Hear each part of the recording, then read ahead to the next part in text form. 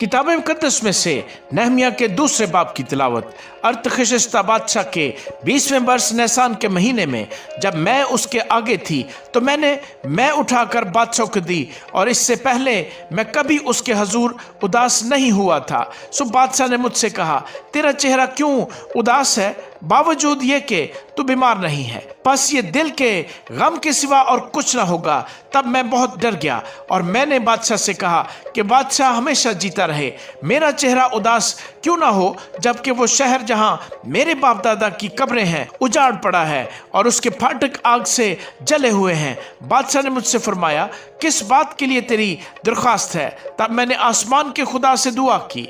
फिर मैंने बादशाह से कहा, अगर बादशाह की मर्जी हो और अगर तेरे खादम पर तेरे करम की नजर है तो तू मुझे यहूदा में मेरे बाप दादा की कब्रों के शहर को भेज दे ताकि मैं उसे तामीर करूं।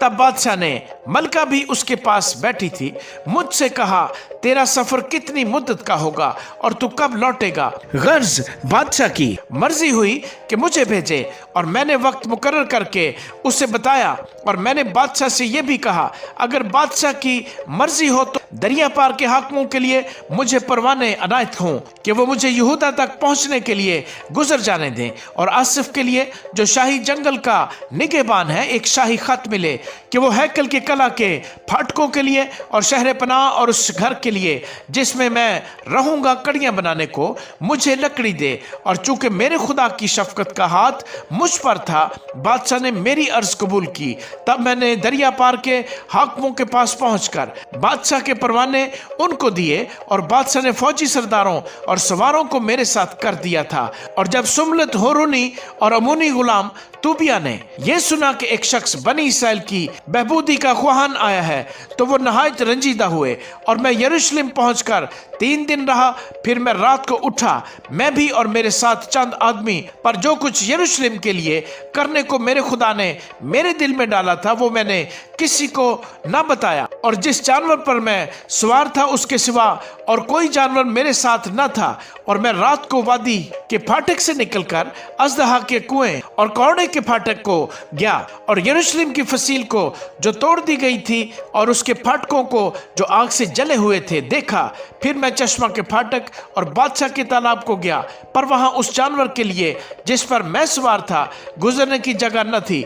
फिर मैं रात ही को नाले की तरफ से फसील को देखकर लौटा और वादी के फाटक से दाखिल हुआ और यूं वापस आ गया, और हाकिमों को मालूम न हुआ कि मैं कहां कहां गया या मैंने क्या क्या किया। और मैंने उस वक्त तक न यहूदियों, न काहनों, न अमीरों, न हाकिमों, न बाकियों को जो कारगुजार थे कुछ बताया था। तब मैंने उनसे कहा, तुम देखते हो कि हम कैसी मुसीबत में हैं कि यरूशलेम उजाड़ पड़ा है और उसके फाटक आग से जले हुए हैं।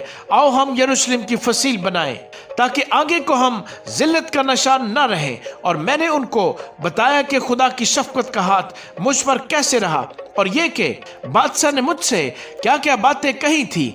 उन्होंने कहा, हम उठकर बनाने लगे। सो इस अच्छे काम के लिए उन्होंने अपने हाथों को मजबूत किया। पर जब सुमलत होरूनी और अमूनी गुलाम तूबिया और अरबी चश्म ने यह सुना तो वो हमको ठट्ठों में उड़ाने और हमारी हकारत करके कहने लगे, तुम ये क्या काम करते हो? क्या तुम बादशाह से बगावत करोगे? तब मैंने जवाब देकर उनसे कहा, आसमान का खुदा वही हमको कामयाब करेगा। इसी सबब से हम जो उसके बंदे हैं उठकर तामीर करेंगे, लेकिन यरूशलेम में तुम्हारा ना तो कोई हिस्सा, ना हक, ना यादगार है।